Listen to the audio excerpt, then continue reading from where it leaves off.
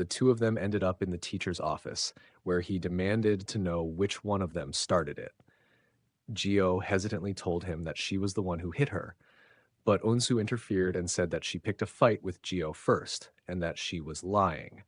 Gio thought that trying to help her, but Onsu was so clueless. The teacher told Gio that she could lose her spot as an athlete if she kept beating people up. Onsu tried again to cover for Gio, but it didn't work.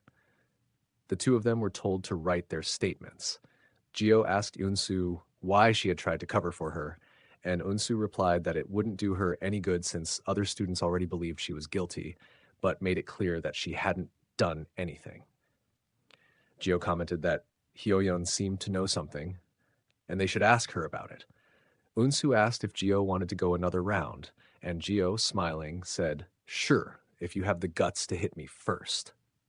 This made Unsu embarrassed and infuriated, but Gio just laughed. Jishong was waiting for them outside. He apologized to Gio for not taking care of her, as he had been busy with his competition. Gio said it didn't make sense for him to apologize, as it wasn't his business, but it had bothered him a little. When she was about to leave, Giseong stopped her and said he wanted to tell her something. She told him that if it wasn't urgent, he could call her later. Gio left while Jiseong stood there with a sad expression. The next day, Gio was on a bus going to school. Jisong had not reached out to Gio the previous evening. Then Giol entered the bus. Gio asked how he knew she would be on this bus, and he replied that he waited at the bus stop for all the buses to pass. Gio asked why, and he said it was because he wanted to meet her.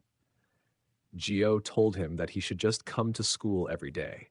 She told him that she had been punished at school for fighting, and after hearing everything, Giol commented that Unsu seemed like a good friend. Then she asked him if he knew someone with a scar on their jaw. He replied that he wouldn't call him a friend and asked how she knew him. She told him that she should be a fortune teller, as she had seen him in her dream and then in real life. He told her that dreams meant nothing. Then she asked him about his brother, and he told her that he separated him from that guy one day. Gio became happy, realizing that it was a misunderstanding. Giol seemed sleepy, and when their eyes met, he suddenly kissed her. Just after that, he realized what he had done and apologized to her, saying that he did it in his sleep. Gio became teary-eyed, thinking that she had her first kiss with a guy who claimed he did it in his sleep. She asked him what they were, and he just kissed her back in response.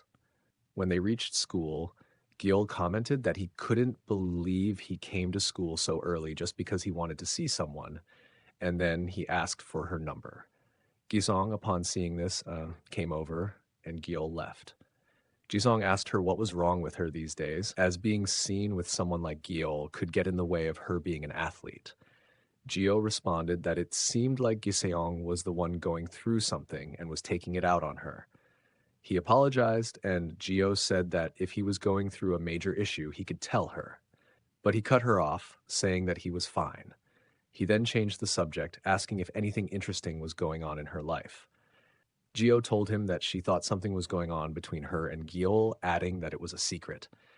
Surprised, Giseong said that she wasn't interested in things like that, but she just smiled and said she found it interesting now. Then she left, telling Jisong that he could share his issues with her whenever he felt it was the right time, and she would wait.